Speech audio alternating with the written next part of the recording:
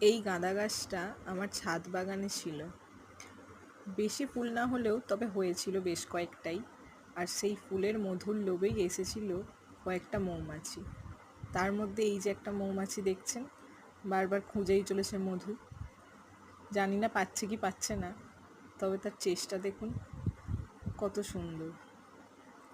বেশ দেখতে ভালো লাগছিল, কিন্তু কখনো এই ফুলে যাচ্ছে, কখনো ওই ফুলে যাচ্ছে,